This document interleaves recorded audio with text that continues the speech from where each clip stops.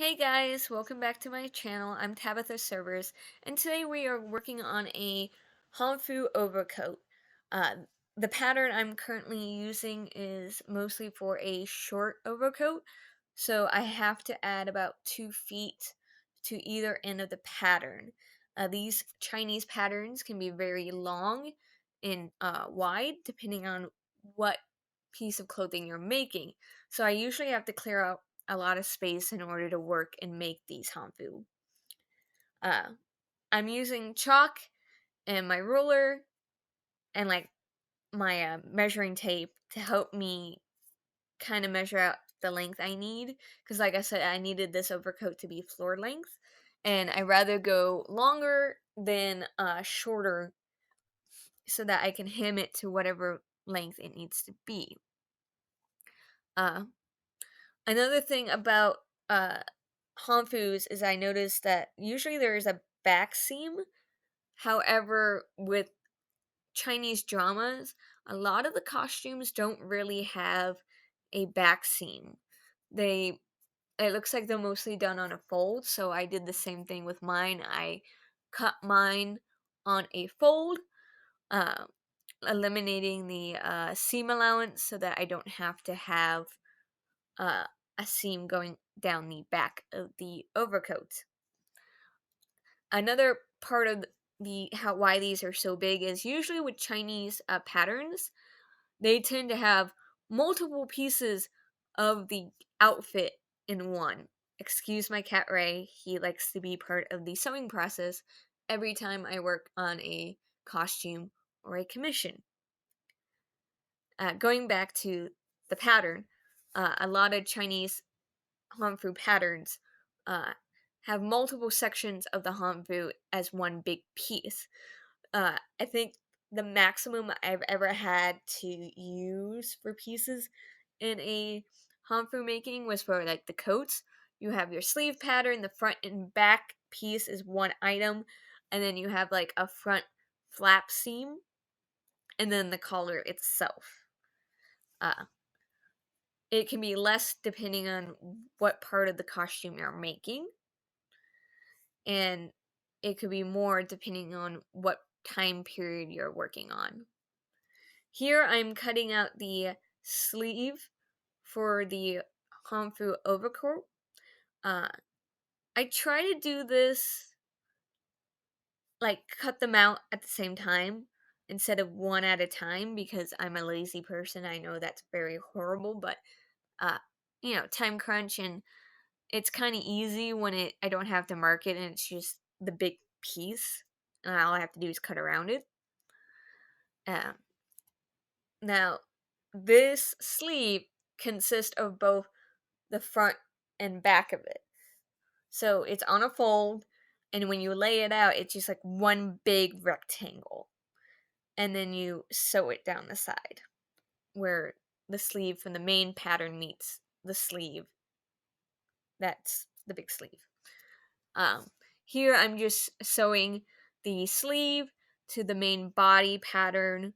A lot of it requires pinning because these Chinese patterns have a very large seam allowance. It's about half an inch, so I have to be careful and like watch how far I am from the seam to make sure I, give me that half inch. I believe I said a half inch and not half yard. Uh, Here I am sewing up the side seam. Now the side seam goes all the way from the bottom of the sleeve all the way down the side of the coat. Now, depending on the coat, you might have a slit. In this commission, the costume jacket has a slit down the side, so I only stopped about maybe waist down, and I didn't sew any further than that because it needed that slit. And I'm using my ruler here to make sure I'm getting that even measurement to where I want it to stop for the slit. And then you sew it. And it can be a little challenging to sew, especially when you get to the armpit area because it's such a tight angle. And usually you go in and clip that so that's easy to move. But it's still kind of tough.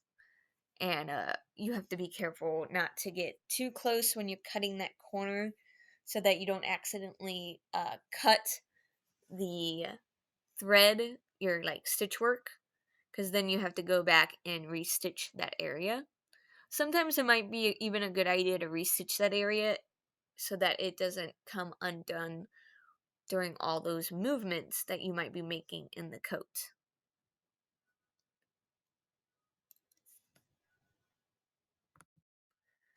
And also remember to keep an eye on uh, what's inside and what's outside because these are such big pieces.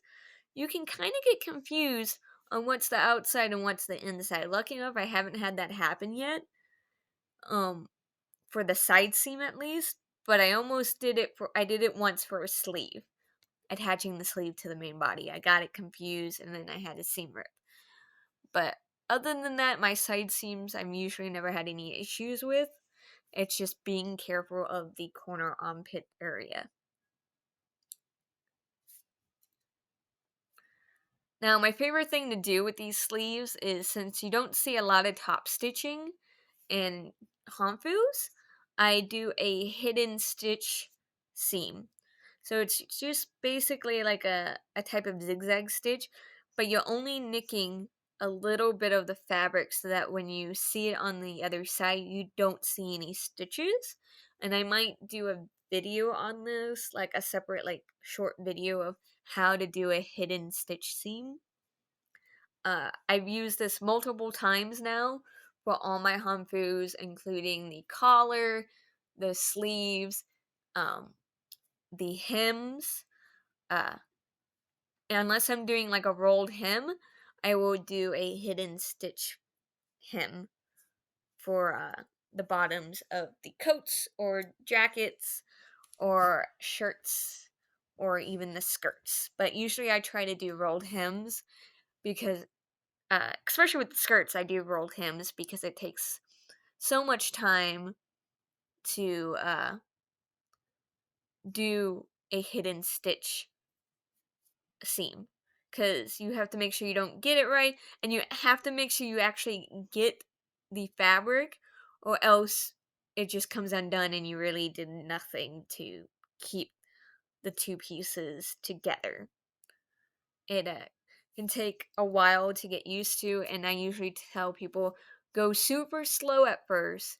Don't go fast until you start to get the hang of it because I still mess up when I go too fast and then I have to redo the whole area that I messed up on and like seam rip the area and then go again to make sure that I've hemmed it correctly so that it doesn't come undone uh, walking around conventions or daily, using it in daily life.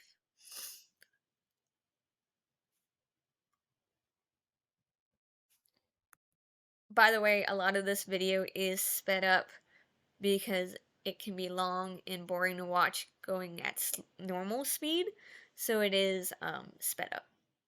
And I apologize if you guys don't like fast forward videos, but it just cuts the time in half and it makes it easier to work with. Uh, Once I've done the hidden seam stitching on everything, I go and iron it out. And I think a lot of people don't like ironing, but I love ironing. I love making the fabric look clean and crisp. And usually, before I do a hidden seam, a hidden hem finish, I will iron it beforehand so I know how it's gonna look, and it's also easier to sew when it's already ironed in place. And then I go back and iron it again once I've done the seam. And also it helps because when you're doing Chinese Hanfu, you want to make sure you kind of press those areas where the seams are so that it lays nice on the body. It also helps to have like a seam so that you know what's the top of the sleeve, so when you're wearing it, it looks nice and it looks functional and it looks crisp and pretty. Uh, I do this like before and after stitching, so it can be really hard to work on, but I kind of enjoy it. And as you can tell from this video, you can't even see the hidden stitch markings on the sleeve. I think you could probably see a few areas where I went too far into the fabric, so you can kind of see the pinpricks of the thread, but most of it you cannot see. And that's what I like when it comes to this type of seam for Hanfus, because it just looks so effortlessly beautiful on Hanfus. And but it's hard. Like, I definitely not one of the types of seams I would recommend for beginners, because it takes a lot of effort and time to master this type of sewing. But if you're able to, it works wonders when you're trying to do something and you don't want any top stitching to be noticed. Now, of course, you could do this by hand, and if you like stitching by hand, you could also do this by hand. However, I own a sewing machine, and I'm going to use my sewing machine to limit my use of uh, hand stitching as much as possible. And also be careful of what temperature you set your iron. You don't want it too hot, because like polyester burns. Now, polyester melts, not burns. Uh, so you don't want to accidentally melt the fabric you're working on. And always check your settings. I do add water and steam so that I can steam as I iron to get out any creases and to make sure the fabric looks crisp.